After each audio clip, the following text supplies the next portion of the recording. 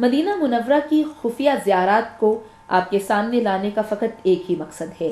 مدینہ منورہ میں بسنے والے مومنین حکومتی ناانصافیوں سے بہت تنگ ہیں اور کم دستی کے باعث ان خفیہ زیارات کی حفاظت مجبوراً نہیں کر پا رہے۔ ان میں سے ایک مرد مومن نے اپنی شناخت نہ ظاہر کرانے کے عہد پہ ہمیں یہ زیارات کروائیں تاکہ دنیا بھر کے تمام محبان اہل بیت علیہ السلام کو یہ احساس دلایا جائے کہ وہ مدینے میں ان زیارات مقدسہ کے تحفظ کے لیے اپنا کردار ادا کریں، ورنہ امام زمانہ اجل اللہ فرجہم کو وہ خود جواب دہ ہوں گے۔ یہ جو سب سے پہلا منظر آپ دیکھ رہے ہیں یہ مسجد رضوان ہے، جہاں رسول خدا صلی اللہ علیہ وآلہ وسلم نے بے اولاد جوڑوں کے لیے دعا کی تھی۔ اسی مسجد میں آپ صلی اللہ علیہ وآلہ وسلم کے ہاتھوں اور گھٹنوں کے نشان بھی موجود تھے۔ یہ جو کالی پہاڑی آپ دیکھ رہے ہیں اس پہ مولا علی علیہ الصلوۃ والسلام کے گھوڑوں کے سموں کے نشان موجود تھے، جن کو مدینہ منورہ کی بلدیہ نے اکھاڑ دیا۔ یہ گھر جو آپ دیکھ رہے ہیں یہ گھر جناب حضرت عبداللہ بن جعفر علیہ الصلوۃ والسلام کا ہے، اور یہ زمین بی بی زینب سلام اللہ علیہا کی ہے، جو کہ اب بھی اصلی حالت میں موجود ہے۔ یہ گھر 1400 سال پرانا ہے، اور وہ سامنے جو آپ کو کنواں دکھائی دے رہا ہے یہ وہ کنواں ہے کہ جہاں سے آل رسول صلی اللہ علیہ وآلہ وسلم یہاں سے پانی پیا کرتے تھے۔ یہ چوبارہ جو آپ کو نظر آ رہا ہے یہ رسول خدا صلی اللہ علیہ وآلہ وسلم کے ٹائم کا چوبارہ ہے۔ اب یہ جو گلیاں آپ دیکھ رہے ہیں اکثر بیوی کے بچے یہاں کھیلا کرتے تھے۔ یہ وہ مسجد ہے کہ جہاں رسول خدا صلی اللہ علیہ وآلہ وسلم خود خطاب کرتے رہے، اور یہ مسجد نور ہے۔ آپ دیکھ سکتے ہیں کہ مسجد کا لفظ رہنے دیا گیا ہے جبکہ نور کو مٹا دیا گیا ہے۔ یہاں پہ رسول خدا لوگوں کو تعلیم و تربیت دیتے تھے، اور یہی فریضہ بعد میں جناب علی مرتضیٰ بھی سر انجام دیتے رہے۔ اس جگہ کا نام بشریہ ہے، جہاں اس وقت آپ سفر کر رہے ہیں، اور سامنے آپ کو جنت البقیع نظر آ رہی ہے۔ بشریہ میں اس وقت 32 امام بارگاہ موجود ہیں۔ مدینہ کے مومنین کا کہنا ہے کہ اس جگہ جیسا محرم ہوتا ہے ویسا محرم روح زمیں پہ کہیں نہیں ہوتا۔ یہاں لوگ بی بی کے گھر میں پرسہ دینے کے لیے آتے ہیں۔ یہ جگہ جو آپ دیکھ رہے ہیں یہ مسند محمد ہے۔ مہمانوں کو اس جگہ پر کھانا کھلا کر رسول خدا صلی اللہ علیہ وآلہ وسلم کے پاس لے جایا کرتے تھے۔ یہ سارا علاقہ سادات کا علاقہ ہے، ابھی بھی یہاں سادات بستی ہے۔ یہاں پہ ہاشمی سادات زیادہ ہیں اور فاطمی سادات کم ہیں۔ یہ جو گھر آپ دیکھ رہے ہیں یہ گھر امام جعفر صادق علیہ الصلوۃ والسلام کا ہے، جو کہ گرا دیا گیا ہے۔ یہ مولا جعفر صادق علیہ الصلوۃ والسلام کے بیٹھنے کی جگہ تھی، جو کہ فروری 2014 میں گرا دی گئی، اور یہیں پر آپ کا کنواں بھی تھا۔ یہ تمام گھر جو آپ دیکھ رہے ہیں ان میں سے کافی گھر ہاشمی اور فاطمی سادات کے ہیں، جنہیں سعودی گورنمنٹ خالی کرانا چاہتی ہے۔ یہاں پہ بسنے والی سادات بہت غریب ہیں، انہیں اس جگہ کی 3 گنا زیادہ قیمت دے کر مدینے سے ذرا ہٹ کے وہاں بسانا چاہتی ہے، تاکہ یہاں پہ موجود آئمہ علیہ السلام کی تمام نشانیوں کو مٹایا جا سکے۔ یہ باغ جو آپ دیکھ رہے ہیں یہ امام موسیٰ کاظم علیہ الصلوۃ والسلام کا باغ ہے، اور اس جگہ امام موسیٰ کاظم علیہ الصلوۃ والسلام کا وہ کنواں بھی آپ کو دکھائی دے رہا ہے کہ جو کہ ان کے استعمال میں ہوا کرتا تھا۔ یہ جو کالے کالے پتھر آپ کو نظر آ رہے ہیں یہی مولا امام موسیٰ کاظم علیہ الصلوۃ والسلام کے گھر کی باقیات ہیں۔ آج بھی اس باغ کی کھجوریں سادات استعمال کرتی ہے۔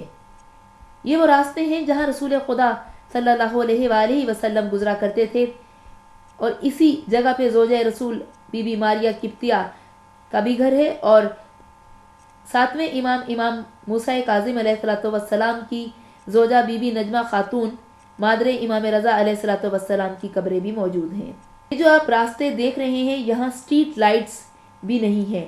آج 21ویں صدی میں بھی ان سڑکوں پر کوئی لائٹ موجود نہیں، کیونکہ یہ راستے مدینے میں بسنے والی سادات کے گھروں کو جاتے ہیں۔ اور یہیں پہ جو آپ یہ کنواں دیکھ رہے ہیں یہ مولا امام حسن علیہ الصلوۃ والسلام اور مولا امام حسین علیہ الصلوۃ والسلام کا کنواں ہے، جو کہ آج بھی اپنی اصلی حالت میں موجود ہے۔ یہ وہ پتھر ہیں کہ جن کے لیے حدیث نبوی صلی اللہ علیہ وآلہ وسلم ہے کہ جن پتھروں نے ہمیں دیکھا انہیں دیکھو، یہ سمجھ کے کہ عبادت ہو رہی ہے۔ یہ باغ جو آپ دیکھ رہے ہیں امام زین العابدین علیہ الصلوۃ والسلام کا باغ ہے۔ یہ آپ مسجد شرفا کا منظر دیکھ رہے ہیں۔ مسجد شرفا میں رسول خدا صلی اللہ علیہ وآلہ وسلم نماز پڑھا کرتے تھے اور یہ آج بھی اپنی اصلی حالت میں موجود ہے۔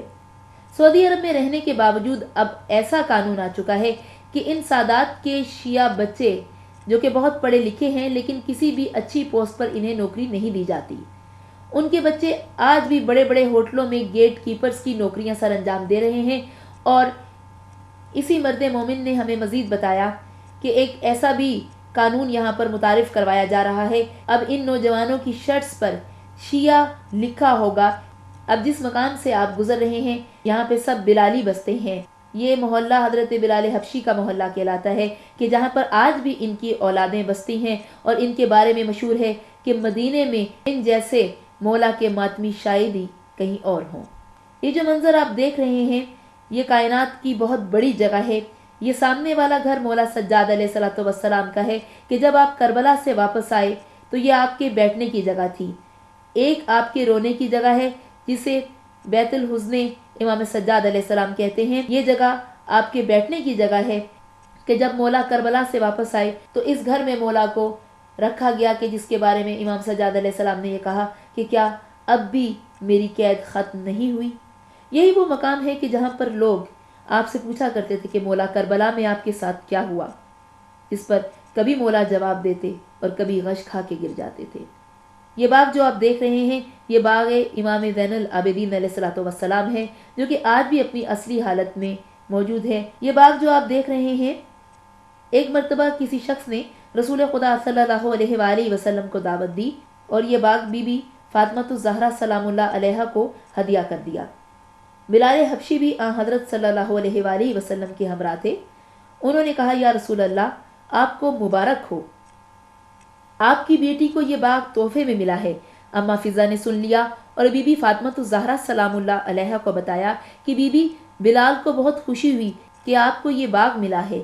بی بی نے کہا کہ میری طرف سے یہ باغ بلال کو ہدیہ کر دو۔ تب سے آج تک اس باغ کا نام باغ بلال حبشی ہے اور اس باغ میں ایک کنواں بھی ہے جس کا پانی آج تک چالو ہے۔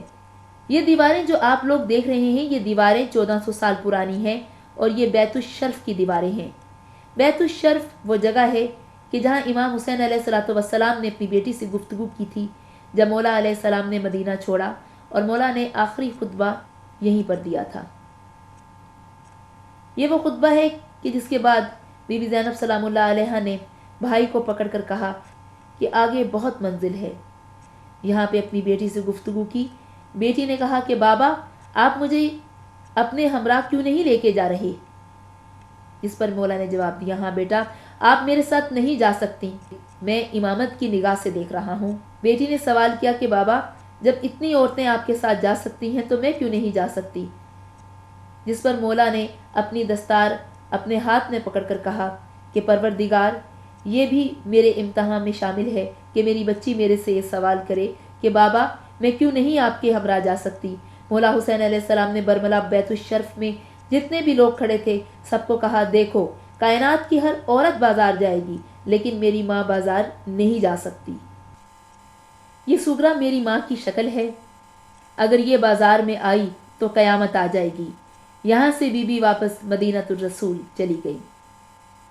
یہ وہ جگہ ہے جو انتظار بی بی سغرا سلام اللہ علیہا ہے۔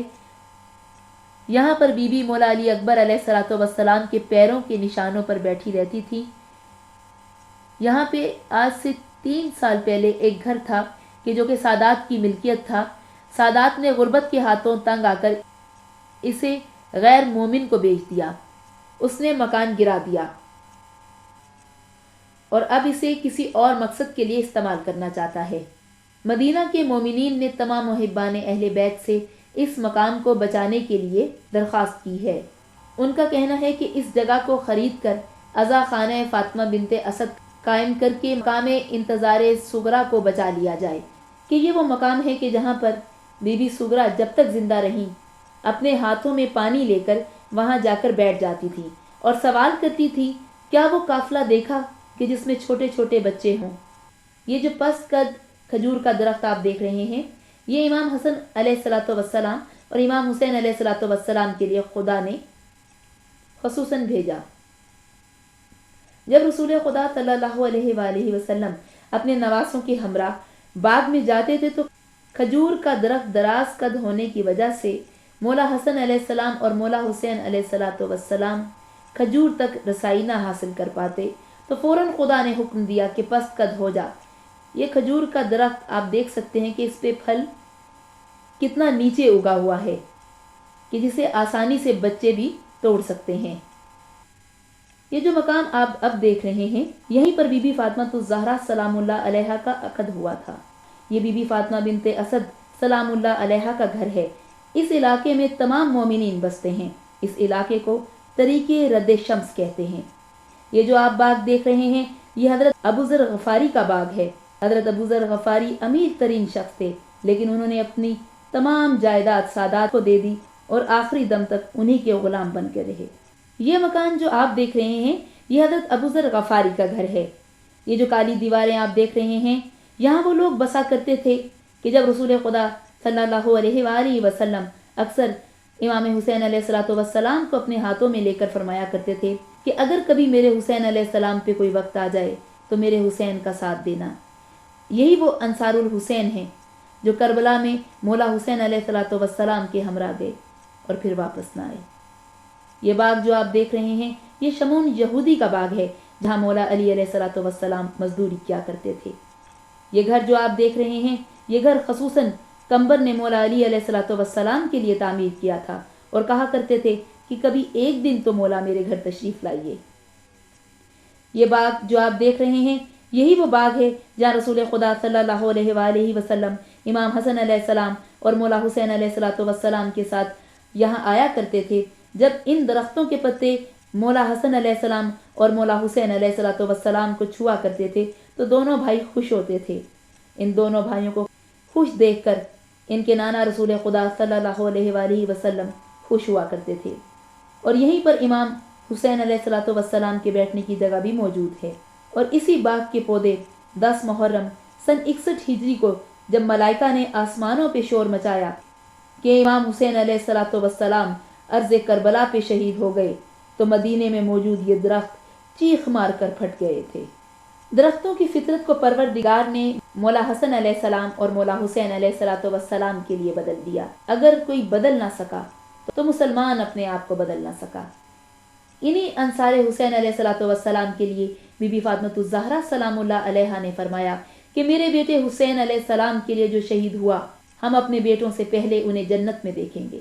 یہ باغ مولا غازی عباس علیہ السلام کی والدہ بی بی ام البنین سلام اللہ علیہا کا باغ ہے۔ یہ جگہ بی بی فاطمہ بنت کلابیہ کا گھر ہے، لیکن اس عظیم گھر پہ مکان برائے فروخت کا بورڈ لگا دیا ہے۔ مدینہ کے مومنین کا کہنا ہے اس گھر کو بچانا ہر مومن پہ فرض ہے۔ یہ جو کنواں آپ دیکھ رہے ہیں، اسے بیر غرض کہتے ہیں۔ رسول خدا صلی اللہ علیہ وآلہ وسلم نے مولا علی علیہ السلام کو کہا تھا کہ جب میں بقا کی طرف جاؤں تو علی مجھے اس پانی سے غسل دینا۔